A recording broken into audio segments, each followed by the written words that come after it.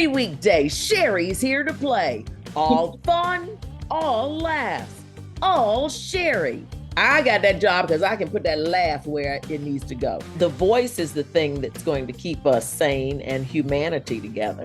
People are listening for you. Right. Your job is to make things right. So I took for granted this idea of warming up because I was practicing little, just what I thought were not that. And yeah, it makes a difference. I walk around all the time just going, you probably even never thought about these 41 little muscles, but they will jack you up and keep you from getting this job done if you don't pay attention to them. I mean, that's serious biz. Whether, and I always think, like, do we take the first 10 minutes of class? If you come in early, you do your little warm up. So you warm up for class. I strongly suggest that. I think it's a very personal thing. A lot of people don't like to do the donkey yawn and the hee-haw and all that stuff in front of people. You're just getting used to that. But that does not take away from the importance of doing it. I get, half the things I'm teaching you, I have to turn around and say, hey, Ro, what would you say to yourself if you were your student? And I'd be like, okay, let me go on back in there and do the right thing. Because we're always going to try to skeet the issue, get right to the point. But it does, I notice the difference when I don't warm up. Candace, that's a great point. Especially like an artist like you who's getting more into those mellow, more empathetic, touching the heart things.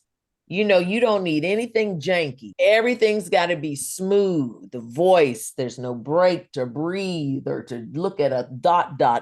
It's just the wonderful communication of telling a story. And so that's breathing. That's using those muscles. Remember, you're artists. This is a craft, but you are the artist who makes this craft come to life. And that's a great observation. Wonderful. I had to do just before here, I had to do the Sherry promos. And I got some of them big pillows on them beds and put them up around me and created a shield, like a cushiony shield, and put my little microphone down there and got busy. And it was funny because I have another job that I was talking a lot today. And I was like, thank God I am so warmed up. If you're doing your job, if you do at the end of the day, you can get away with a little bit because you're warmed up. But I like to do exercises, whether it's improv or whether it's voice warming up or whatever, because it sets the mind, body, and spirit into we about to work right now. The voice is the thing that's going to keep us sane and humanity together. People are listening for you. Right. Your job is to make things right. To hear a warm voice, It means the world to you. So be that voice. What will your voice sear through the masses and represent? Will you represent home because you have a little old country voice? Will you represent authority because you walk in there and you sound like the general?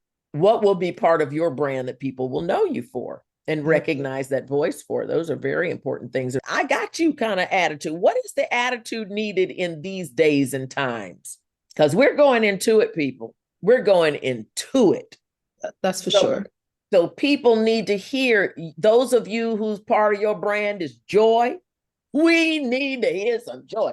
Put some laugh in that voice. Joy isn't enough. Take it up a notch. There's your range.